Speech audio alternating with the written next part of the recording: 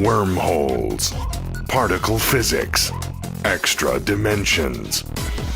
Are the wonders of so-called reality really what they appear to be?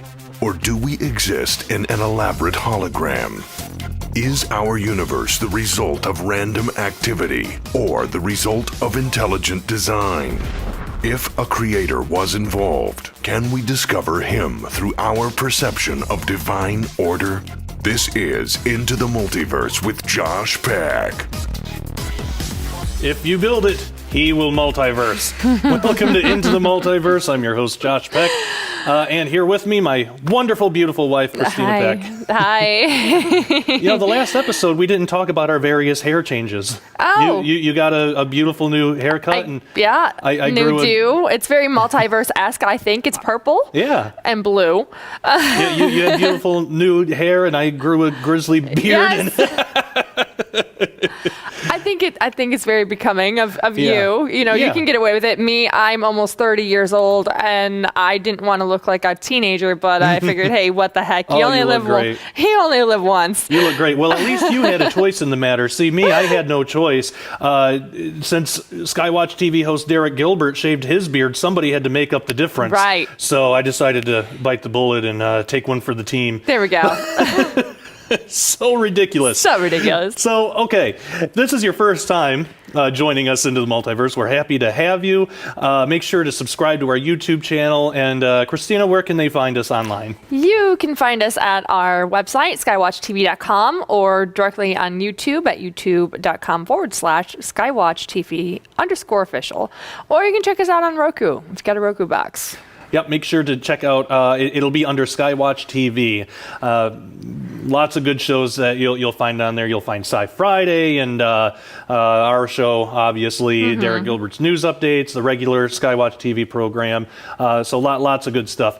So today, dreams and quantum consciousness. One of my favorite topics. One of mine, all too. my favorite, but, you know, some I enjoy more than others, I guess. Yeah, it's mine too. And that's why I like doing a show like Into the Multiverse, because we can talk about things like dreams and visions and weird, it's all under the scope of multiverse. Yeah, exactly. It's one, there's no boundaries. Yeah. No boundaries. I was joking around with Derek the other day and saying we could talk about our brands of favorite sneakers, and it's still technically multiverse because everything's in the multiverse. And don't worry, we're never going to do a show like that. I have one pair of shoes that I keep buying the same pair because I like them, and that's it. So that won't ever be a show. We could talk about my shoes. I have, various types. Dreams and consciousness. Dreams. So just jump off board from that topic. Oh, dear. So, okay, dreams and quantum consciousness. Yes. Consciousness is actually a really mysterious thing. Physicists don't know how to describe it from a scientific standpoint. There have been popular physicists, they'll talk about the standard model, and they'll say that the standard model pretty much defines our day-to-day reality, but we don't know what to do with consciousness. And it's actually interesting. Scientists, they used to think that consciousness might have had something to do with the electromagnetic field, that it might have been an interaction with it. But no. MRI machines came around and totally blew that. Yeah, that debunked that one. Water. Yeah. It doesn't mess with our consciousness. Yeah, when we're in a MRI machine, we don't lose consciousness, or it doesn't kill us or anything. So it's probably not going to have anything to do with the electromagnetic field. But that was a theory called semi-theory, CEMI, and it was proven false. So consciousness is an extremely mysterious thing, as are dreams, because sometimes in dreams you feel conscious, other times you don't. You've had these dreams where you can almost control what you're doing or what's going on around you in your dreams, and then there's other dreams where you can't. I think it's pretty cool when I can control what's going on in my dreams. You feel more conscious about what's going on around you and different senses and things like that. Now I have a brother who says that he doesn't know if he dreams in color or black and white. He doesn't remember that state. I always dream in color. Me too. I've never had a black and white dream. I haven't either, and I guess that's pretty. I guess the black and white dream thing is pretty common, which I didn't realize that until I talked to enough people about it. But I guess quite a bit of people actually don't dream in color. I do every time. Yeah. But, that's strange. There's actually a lot of biblical examples of dreams and visions too. It's all throughout the Bible. We have in Daniel 2, Nebuchadnezzar had now the interesting thing about this was that at that time, Nebuchadnezzar wasn't a follower of Yahweh, of God. Now, it took a follower of God, the prophet Daniel, to interpret the dream for him. Then Nebuchadnezzar kind of went back and forth, following God, not following God. But it's interesting that it's not only God's people that God will give a dream to, but usually it's always going to go towards his ends, though. So, I mean, you can't, like a New Ager can't have a New Age dream that's completely against the Bible and then try to say that it's from God. Right. And I just use that as an example, or anybody from any other religion. It'll always go towards God's purposes. Same as visions. Jacob had a dream in Genesis 28:12. It says, "And he dreamed, and behold, there was a ladder set up on earth, and the top of it reached to heaven, and behold, the angels of God were ascending and descending on it." That's something that the idea behind that we'll get into in a future episode when we talk about gateways and wormholes and portals. But even the biblical prophets were astounded by dreams and visions. Now, I'm of the belief that God still gives people dreams and visions sometimes. Absolutely. I don't think every dream is, necessarily from God. But it does bring up questions. It leads us to ask, how do we know if a dream is from God, or if it's just something that we ate the night before? How do we know what's a dream and what's a vision? What's the difference? And if we do figure out if it's from God, how do we interpret it? Well, when we come back, we actually did an interview with somebody who has researched this in depth, has written a couple of books. His name's Duval. Some of you might be familiar with him. He's a good friend of mine. And we did an interview with him and asked him those questions. So stay tuned. When we come back, we'll get into that.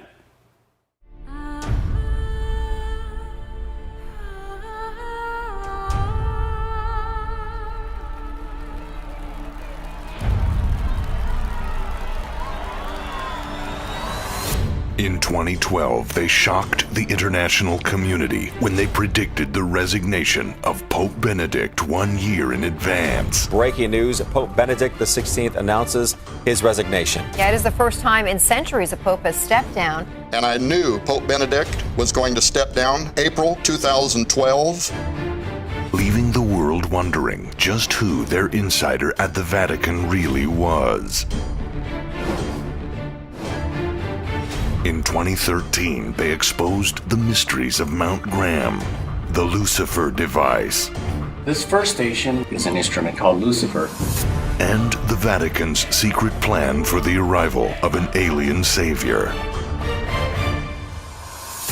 Then in 2015, they took the world underground to uncover the truth behind the Native American legends of giants, the portals they once came through, and the most overlooked aspect of end times prophecy regarding their return.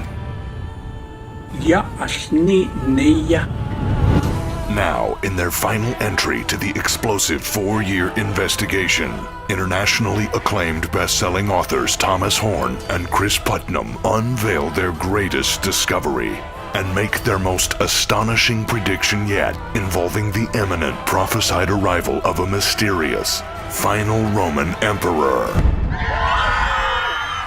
At that time, the prince of injustice, who will be called the Antichrist, will rise. He will be the son of perdition and the culmination of pride. He will deceive many, but when the Roman Empire will fall, then the Antichrist will show himself, and he will sit in the house of God in Jerusalem. And the beast was taken, and with him the false prophet that wrought miracles before him, with which he deceived them that had received the mark of the beast, and them that worshipped his image. These both were cast alive into a lake of fire burning with brimstone. Thomas Horn, Chris Putnam. This will be the final entry and the greatest prediction yet, coming May 2016.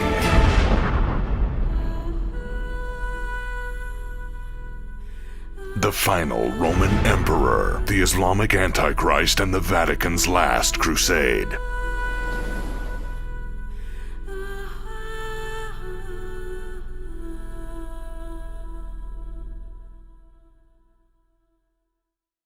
And we are back. Now, I want to break for this interview with Dan Duval. He's done a lot of research into dreams, as I said before the break. Now, we recorded this interview earlier, so we're just going to cut to that. So enjoy. Dan Duval, it is excellent to talk to you again, brother. So I thank you for taking the time to do this. I know that you've done a lot of research into dreams, vision, consciousness, higher dimensions, all sorts of things that I'm personally interested in as well. So I know you'd be the perfect guy to talk to about this. Now, when talking about dreams, we might sometimes wonder where the source is. You know, sometimes we might think that we have a dream from God, but sometimes it might be just something weird we ate the night before, or even worse, it could be something from the enemy. How do we tell where our dreams, where a particular dream actually comes from, what the source is? Well, I tell people with most things in life, everything about God comes back to this idea of peace. Philippians 4:7 says, "And the peace of God, which passes all understanding, shall keep your hearts and minds through Christ Jesus." And Josh, that word keep means to guard by somewhat of a military guard. It actually will hold together, establish, confirm. The peace of God is going to be present on any kind of communication he gives a person, even when it's disconcerting or makes them uncomfortable. And so a dream from God, even though it might invoke a type of terror, like, oh my gosh, I can't believe what was just shown to me, there's going to be an undergirding peace that holds it all together and establishes the person's heart on the matter. When a dream is just what I would call a subconscious projection, or like you said, you know, it just happened because you had some bad pizza or whatever is on your mind, it's not going to have necessarily peace. It might not have terror or fear. It's just going to exist. Like, well, that happened. And then there's going to be the dream from the enemy. Well, that is going to be traumatizing. It's going to cause fear. It's going to cause anxiety, worry, stress. Nothing good comes from the dreams that the enemy inspires in a person. That's why we call them nightmares or night terrors or things like that. And so I encourage people when they say, well, I had this dream, what do you think? And what do you think about the source? Well, did you have peace about it? That's usually very telling, Josh. Makes a lot of sense. Now, the Bible's full of examples of dreams and visions. What's the difference between a dream and a vision? Well, I think the biggest difference is going to be the state that a person's physical body is in. With a dream, you're asleep. With a vision, you are awake. And there are different categories of visions. Some visions, they'll occur while a person is in a prayer state. They're actually praying to the Lord, spending time in their prayer closet, and they begin to get pictures. And God begins to show them things about their lives or those that they may know. And that can be a form of the Lord's communication. And it can occur also maybe when they're not in their prayer state. And maybe just while they're walking around and their eyes are wide open.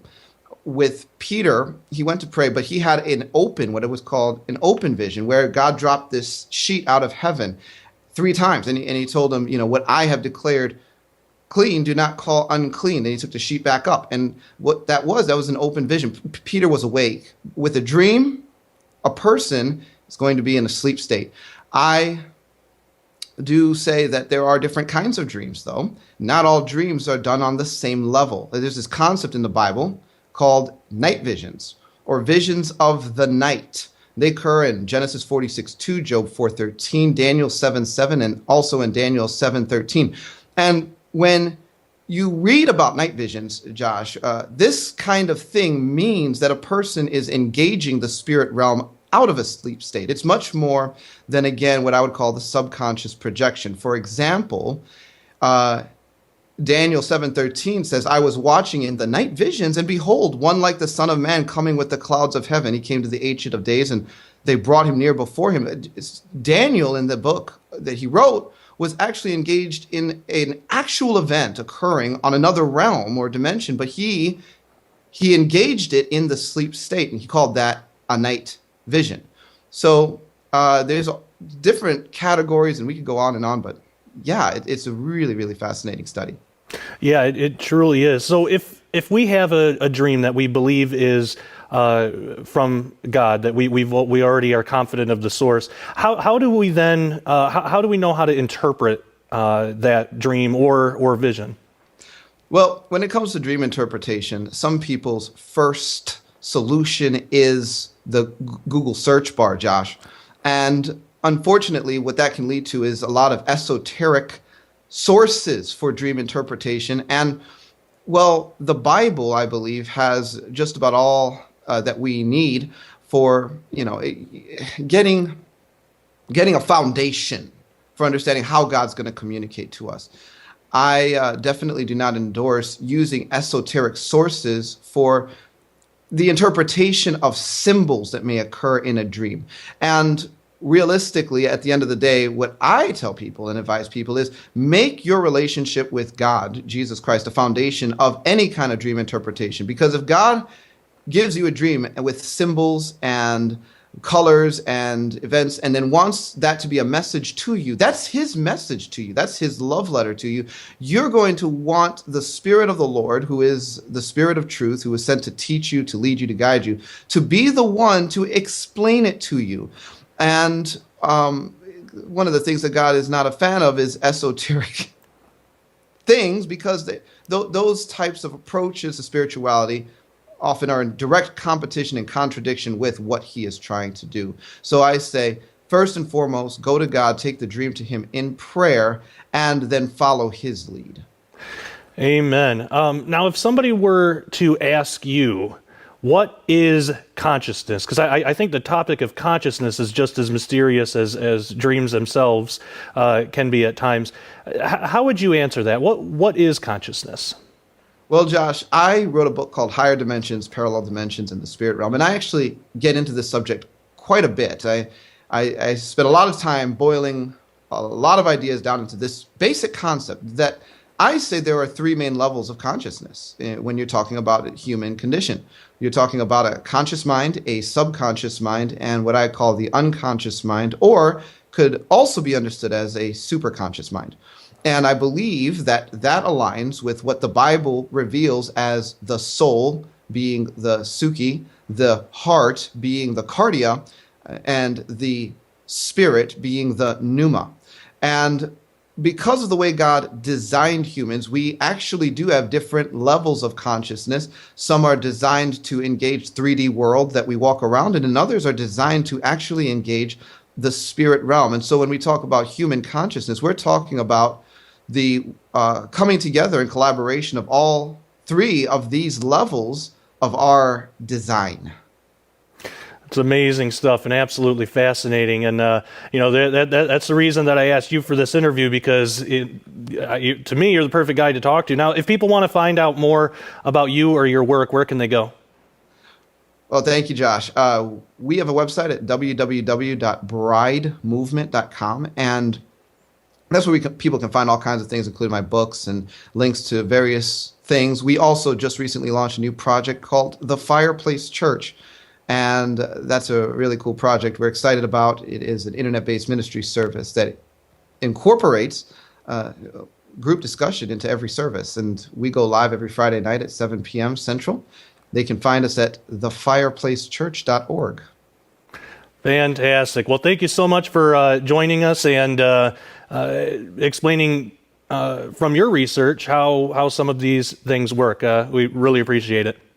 Thank you, Josh. It's always a pleasure to talk to you, brother.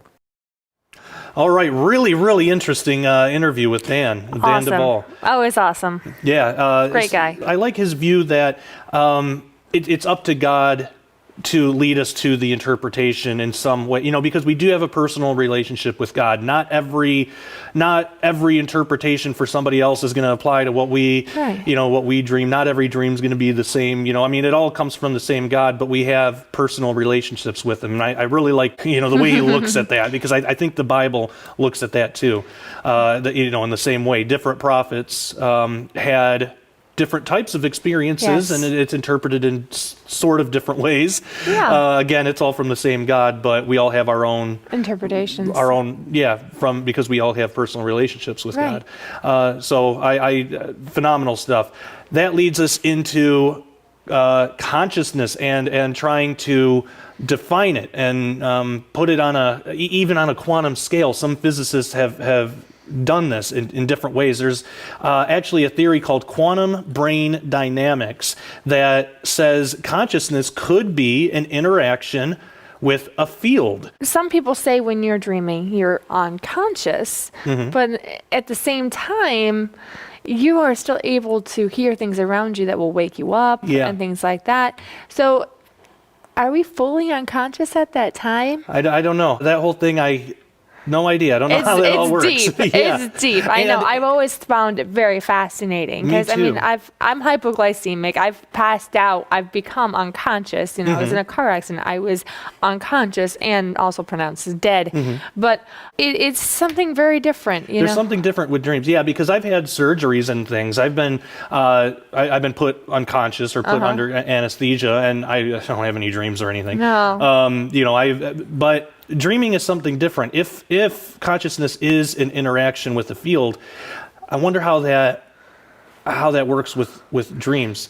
So this whole theory, again, it's called quantum brain dynamics, or QBD, and it says that consciousness is an interaction with what's hypothetically called the cortical field. And then remember, every elementary field has a particle, so the associated particle they're called corticons. Now this is extremely hypothetical and speculative. Most physicists don't really take it seriously, but again, what alternative is there?